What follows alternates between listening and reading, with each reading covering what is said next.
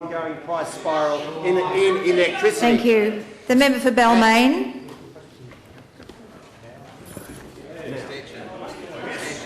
That was worth it. Thank you. Thank you, Madam Speaker. Members will come to order. Madam Speaker, I direct my question to the Minister for Transport. Given the Greenway project is an important cycle pedestrian transport link in the new light rail extension project, can the Minister clarify whether there will be funding in the budget to build the link through the Dulwich Hill corridor and whether this work will be completed prior to the opening of the light rail extension? Thank you. The Minister for Transport. Thank you, Madam Speaker. I thank the honourable member for his question and his constructive interest in public transport.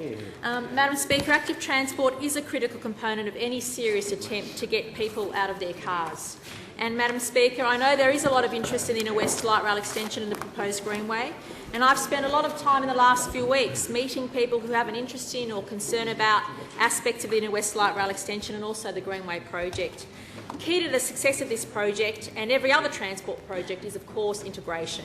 Integration is the driving force behind our work with light rail and our driving force behind all our other projects as well. Madam Speaker, the previous Labor government admitted that it opposed light rail. For a long time, we on this side of the House were the sole voice on improving and expanding light rail.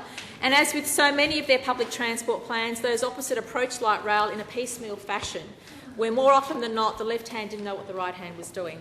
In fact, the former Transport Minister had said in 2008, Mr Watkins, we're absolutely against light rail. That was their position. In contrast, Madam Speaker, we're getting on with the job of extending light rail in the west on this side of the House. I want to assure the member for Balmain,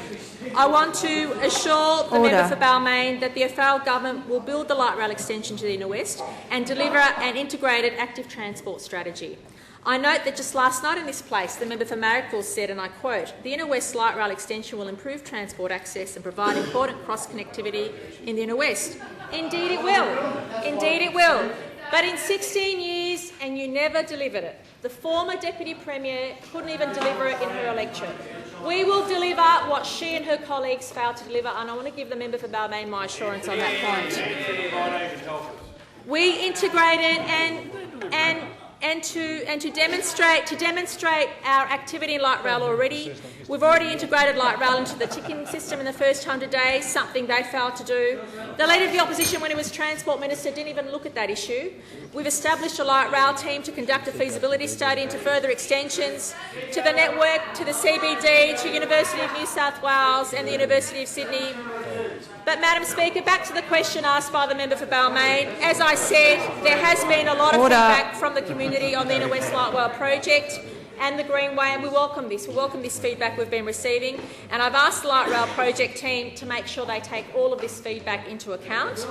The former Labor government did not properly plan anything, including active transport, and the Light Rail project team is examining the best way to deliver the Inner West Light Rail extension, and I look forward to them completing their work, and I'll advise the House at a future date.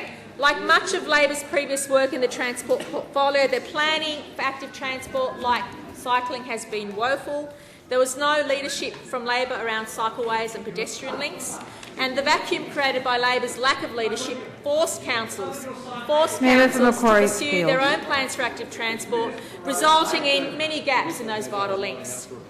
Madam Speaker, Labor loved talking about integrating active transport into the wider transport network, but they did nothing about it. Transport for New South Wales, the new Integrated Transport Authority, will guide the New South Wales Government's approach to active transport.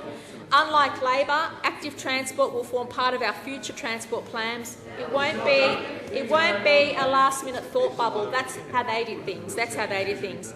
Transport for New South Wales will be developing a transport master plan, and active transport will form part of that plan. I look forward to working with the member for Balmain and local councils, including the City of Sydney, to deliver the best integrated transport solutions for the Inner West, including light rail, active transport.